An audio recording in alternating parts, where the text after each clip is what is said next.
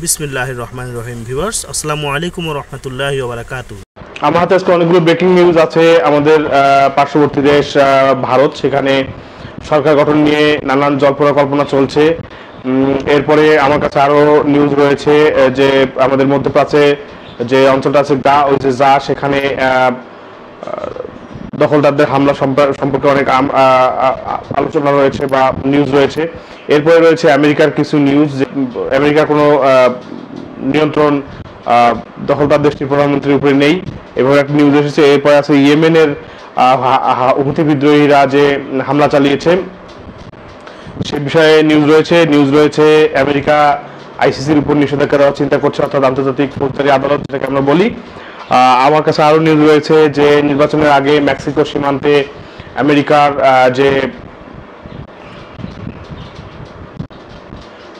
যে নিষেধাজ্ঞা বা কঠোরতা, সেটার ব্যাপারে নিউজ আছে। বাংলাদেশের যে বাজেট, আজকে আপনারা জানেন জুন মাসে বাংলাদেশের বাজেট ঘোষণা করা হয়। তো বাংলাদেশের বাজেটের ব্যাপারে আমার একটা নিউজ রয়েছে। আর আরো বেশ কিছু নিউজ রয়েছে। যারা আমাকে ইউটিউবে দেখবেন তারা আমার চ্যানেলটাকে সাবস্ক্রাইব করে দিবেন। আমি আমাদের পার্শ্ববর্তী দেশ ভারতকে নিয়ে বলতে চাই, কারণ ভারতে আপনারা জানেন যে নির্বাচনের ফলাফল ঘোষণা করা হয়ে গেছে গত 4 তারিখে। আজকে 6 তারিখ, এখন পর্যন্ত অনিশ্চয়তা কাটেনি। যে একদিকে নরেন্দ্র মোদীর বিজেপি রয়েছে, যেখানে বিজেপি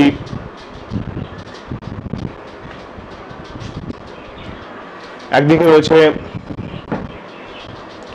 নরেন্দ্র মোদীর বিজেপি, যারা গত দুবার ভারতকে শাসন করেছে, কিন্তু এবার তারা আশানুরূপ ফল করতে পারেনি।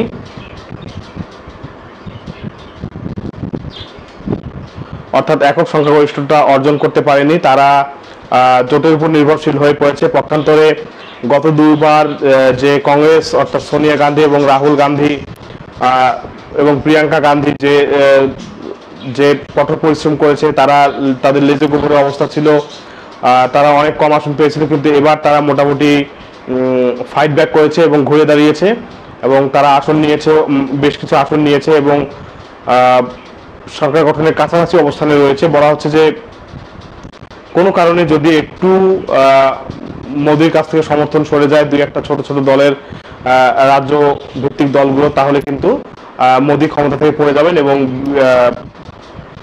ফিরোজ হোসেন যুক্ত হয়েছেন আমাদের সঙ্গে। ধন্যবাদ ফিরোজ হোসেন, আমাদের সঙ্গে যুক্ত হওয়ার জন্য। আমাদের আন্তর্জাতিক যে সংবাদ আছে সেটাতে আপনাকে স্বাগতম। তো যেটা বলছিলাম যে ভারতের এখন যে বিজেপির যে জোট আছে, সেই জোট কিন্তু কোনো একজন বা দুজন যদি জোট থেকে বেরিয়ে যায়, তবে কিন্তু বিজেপি সংখ্যাগরিষ্ঠতা হারাবে এবং তারা ক্ষমতায় যেতে পারবে না। তো এই টালমাটাল একটা অবস্থার মধ্যে গতকালকে নরেন্দ্র মোদী, যিনি বিজেপির প্রধান রয়েছেন, তিনি গতকালকে যে আসামের যে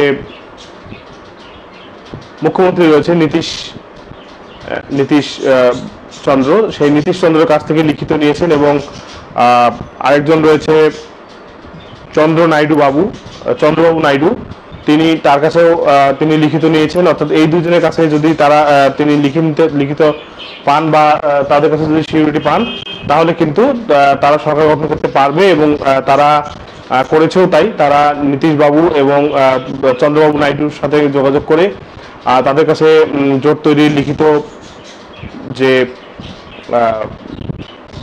অ্যাসিউরিটি সেটা নিয়েছে, এবং এটা নেওয়ার পরেই তারা রাষ্ট্রপতির কাছে অনুমতি চেয়েছে সরকার গঠনে, এবং রাষ্ট্রপতি তাদেরকে সরকার গঠনের অনুমতি দিয়ে দিয়েছে।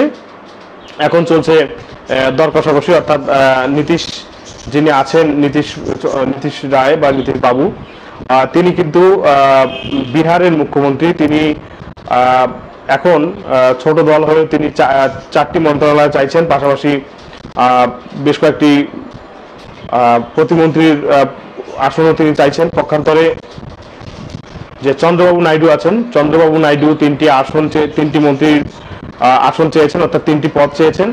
এবং এর পাশাপাশি তিনি কিন্তু যে স্পিকার আছে সংসদে, সেই স্পিকার পদটিও চেয়েছেন।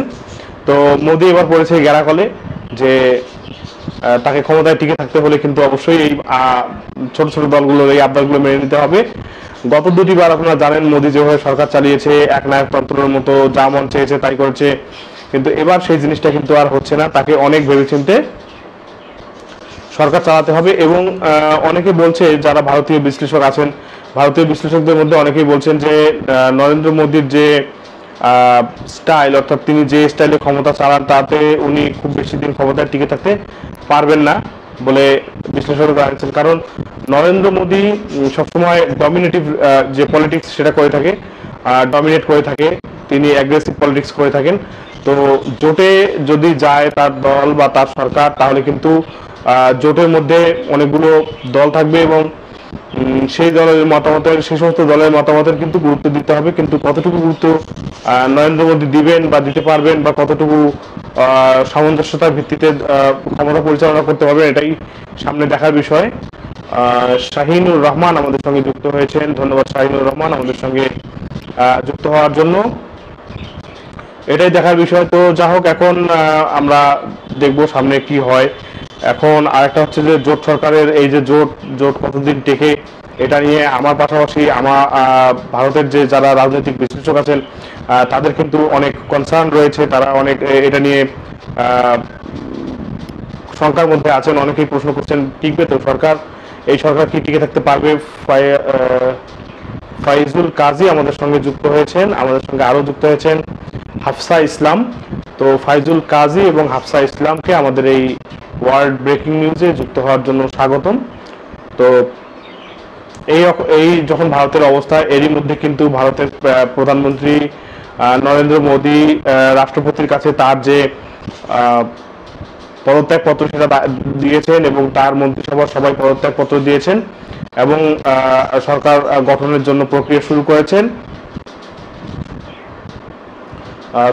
রাষ্ট্রপতিও তাদেরকে ক্ষমতা সরকার গঠনের জন্য আমন্ত্রণ জানিয়েছে এবং নরেন্দ্র মোদী তার পাশের যে দেশগুলো রয়েছে, অর্থাৎ বাংলাদেশ সহ সাবকন্টিনেন্টের যে কান্ট্রিগুলো রয়েছে, সেই কান্ট্রিদের প্রধানকে তার যে শপথ অনুষ্ঠান সেখানে অংশগ্রহণের জন্য অনুরোধ জানিয়েছেন এবং বাংলাদেশের প্রধানমন্ত্রী শেখ হাসিনা তার এই আমন্ত্রণে সাড়া দিয়েছেন এবং তিনি তার যে শপথ অনুষ্ঠান আছেন সেখানে যাবেন। এবং আমরা জানতে পেরেছি যে বাংলাদেশের প্রধানমন্ত্রী শেখ হাসিনা তাকে ফোন করেছিলেন এবং অভিনন্দন জানিয়েছেন এবং তার প্রেক্ষিতে কিন্তু বাংলাদেশের প্রধানমন্ত্রী শেখ হাসিনাকে তার যে শপথ অনুষ্ঠান আছে, অর্থাৎ নরেন্দ্র মোদীর শপথ অনুষ্ঠান, সেই শপথ অনুষ্ঠানে অংশগ্রহণের জন্য আমন্ত্রণ জানানো হয়েছে এবং তিনি সেখানে যাবেন বলে আশ্বস্ত করেছেন। এবার আমি একটু চলে দেবো মধ্যপ্রাচ্যের খবরে। আপনারা জানেন যে মধ্যপ্রাচ্যে আমাদের একটি পবিত্র ভূমি আছে, অর্থাৎ আমাদের প্রথম কেবলা। সেই প্রথম কেবলা যে দেশে অবস্থিত ফিলিস্তিন, সেই ফিলিস্তিনের একটি অঞ্চল ওই যে যা অঞ্চলে কিন্তু দখলদাররা হামলা চালাচ্ছে এবং দখলদারদের হামলায় বিভিন্ন সেফ জোন কিন্তু এখন আর সেফ নেই, আনসেফ হয়ে গেছে। এরই মধ্যে জাতিসংঘ পরিচালিত একটি স্কুল, যেটাকে নিরাপদ আবাসস্থল ঘোষণা করা হয়েছিল, সেই আবাসস্থলে কিন্তু দখলদাররা বিমান হামলা চালিয়েছে এবং এই বিমান হামলার প্রেক্ষিতে কিন্তু 32 জন নারী ও শিশু নিহত হওয়ার খবর আমরা পাচ্ছি। তো দখলদার দেশটি কোনো আন্তর্জাতিক আইন কোনো কিছুই মানছে না। তারা শুধুমাত্র মানে যে কোনো ভাবে হোক তারা ম্যাসাকার চালানোর জন্য অতি উৎসাহী হয়ে পড়ছে এবং তারা হামলা চালাচ্ছে। কোনো সেফ জোন, কোনো নিরাপদ জায়গা তারা রাখছে না, সব জায়গায় হামলা চালাচ্ছে। জাতিসংঘের একটি স্কুল যেখানে সাধারণ মানুষ আশ্রয় নিয়েছিল সেখানে কিন্তু তারা হামলা চালিয়েছে এবং 32 জনকে হত্যা করেছে। এই 32 জন যে নিহত হয়েছে, এই 32 জনের মধ্যে সবাই রয়েছে নারী ও শিশু। তো একটা সংস্থা আছে ওয়ার্ল্ড ওয়াইড, যারা এই দাতব্য সংস্থা, যারা এই ত্রাণ তদারকির কাজ করে এবং বিভিন্ন মানব কল্যাণমূলক কাজগুলো থাকে। তো এই সংস্থাটি অক্সফাম নামে পরিচিত। এই অক্সফাম সংস্থাটি কিন্তু একটি জরিপ প্রকাশ করেছে। সেই জরিপে দেখা যাচ্ছে যে জাতিসংঘের যে অঞ্চলে অবস্থান করছে যার নাম হচ্ছে নুসাইরা, এই নুসাইরা অঞ্চলে যে ফিলিস্তিনি নারী ও শিশুরা অবস্থান করছে তাদের জন্য খাদ্য, পানি এবং পয় নিষ্কাশনের ব্যবস্থা কিন্তু খুবই অপ্রতুল।